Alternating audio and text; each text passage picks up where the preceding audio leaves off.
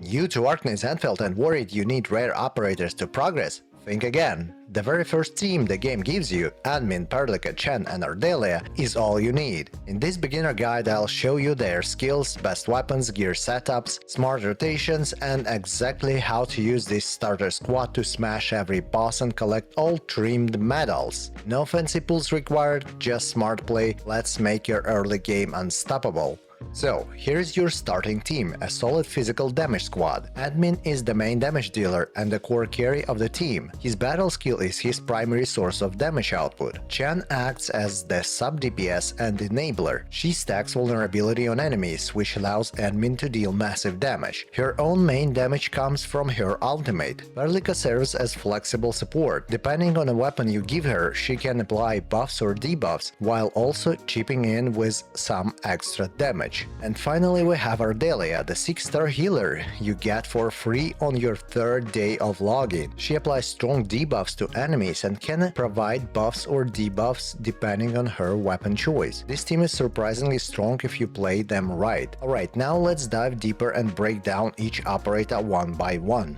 Before we jump into each operator, let's quickly go over the important buffs and debuffs in Arknights Endfield. In this game there are two main types of susceptibility. Physical susceptibility increases the physical damage enemies take, art susceptibility increases the arts damage enemies take. Now, here is the key thing to remember. Physical damage is its own category. Everything else, heat, cryo, electric and nature damage is considered arts damage. Same for buffs, we can have physical damage buff or arts damage buff. As well, we can get pure attack buff, which will affect both physical and arts damage done. As well, we have stat called arts intensity. Our crash and leaf damage benefits from this stat too. Keep that in mind. Alright, now that we've covered the basics, let's break down each operator one by one, starting with Endmin.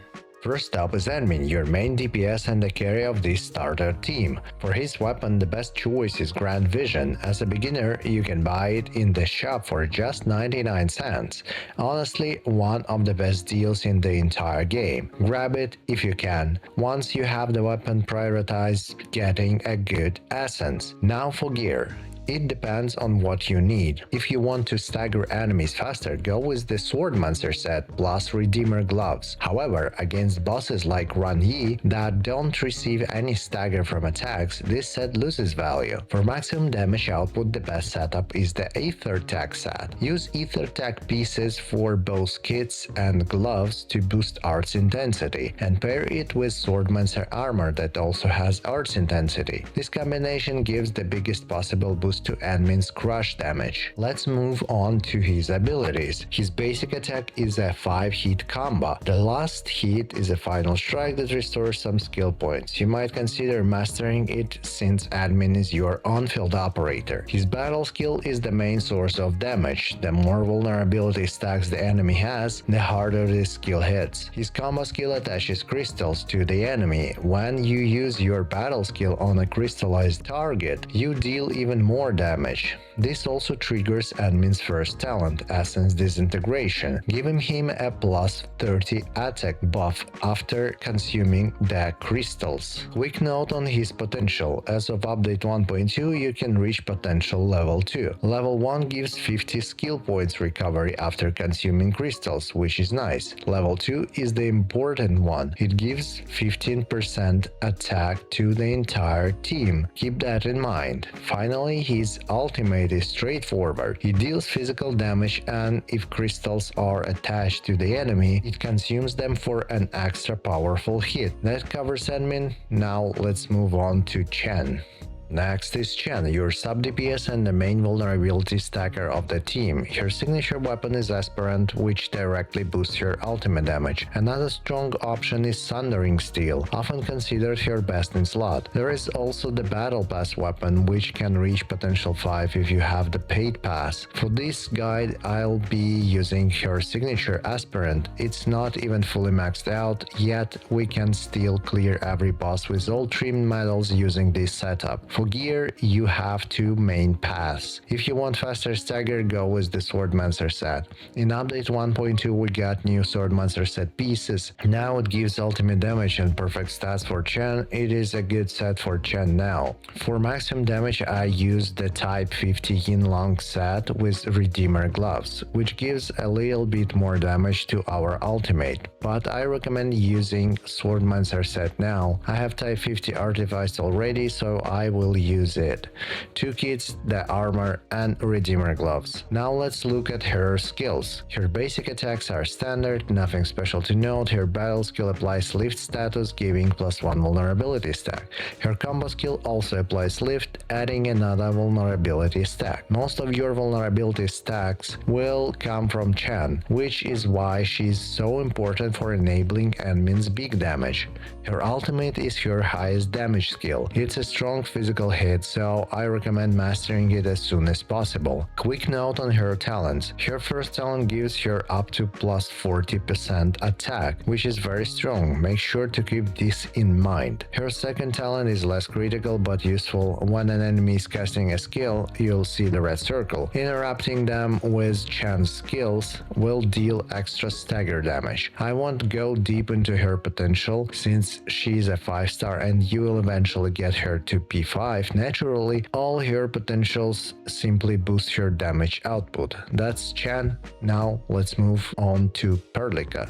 Next up is Perlica, our support/DPS. For this physical team, her best weapon is Wild Wanderer. Whenever Perlica applies electrification, the entire team gains physical damage buff for 15 seconds. For gear, the recommended set is a Pulsar Labs. You could consider the new Chimbo set for faster combo cooldown, which lets her apply the team buff a bit more often. However, in most cases, the team benefits more from Perlica dealing extra damage rather than getting the buff just 3 seconds earlier, so Pulsar Labs remains the stronger choice overall. Her potentials mostly focus on increasing her own damage, so they're straightforward and useful but nothing team specific to worry about. Now let's look at her skills. For this team, we really only care about 2 of them. Her combo skill applies electrification, which triggers the team-wide physical damage buff from her weapon. Her ultimate deals decent damage and provides some stagger. Mastering it is worth it for the extra damage output. That's pretty much Perlica's role. She's here mainly to provide the team physical damage buff and chip in with some additional damage. Alright, finally let's talk about Ardelia.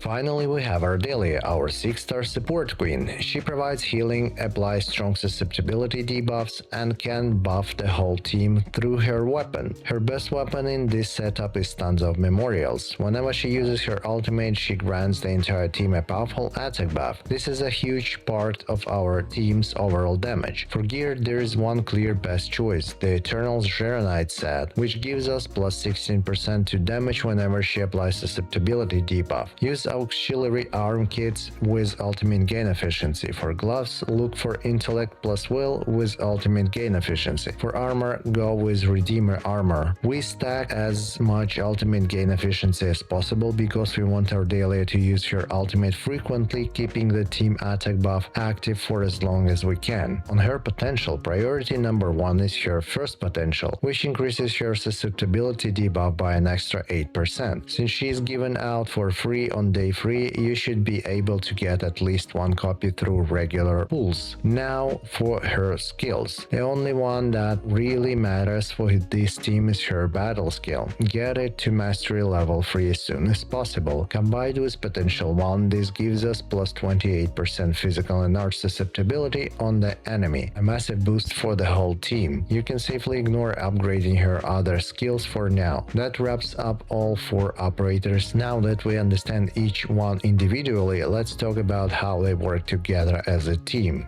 I will just demonstrate it with boss fights and explain as we go, so since the video will be very long showing all boss fights, I will show you the first one Rodagen and the last one Neferith. Before applying any vulnerability stacks, we should perform Final Strike to trigger Ardelia's combo skill and apply susceptibility for 30 seconds on the enemy. As well with the Final Strike, we trigger Perlica's combo. Using it gives us another 16% of physical damage buff. Consuming Endmin's crystals with Chen's battle skill gives us another 15% attack buff for the whole team and 30% for the Endmin. So this is how you should start almost any fight. Here is another buff that you should keep an eye on. It is Chen's talent, and you should keep it up for as long as you can, at least until you use Chen's ultimate. So before the big damage, I dealt enough stagger to the boss so I can trigger his second stagger node to get extra 30% damage done to him while I use my strongest abilities. And before big damage, I reapplied Perlica's buff from the weapon and damage buff from Endmin, and I used Ardelia's ultimate before anything else to get another attack buff from her weapon. In phase 2, you can keep attacking with Endmin and just dodge his charge attacks, or you can stay safe and switch to long range operator and attack the boss to trigger Perlica's and Ardelia's combos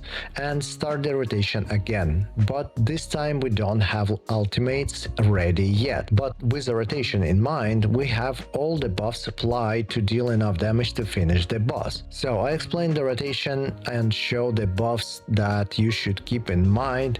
Now you are prepared to face Neferith.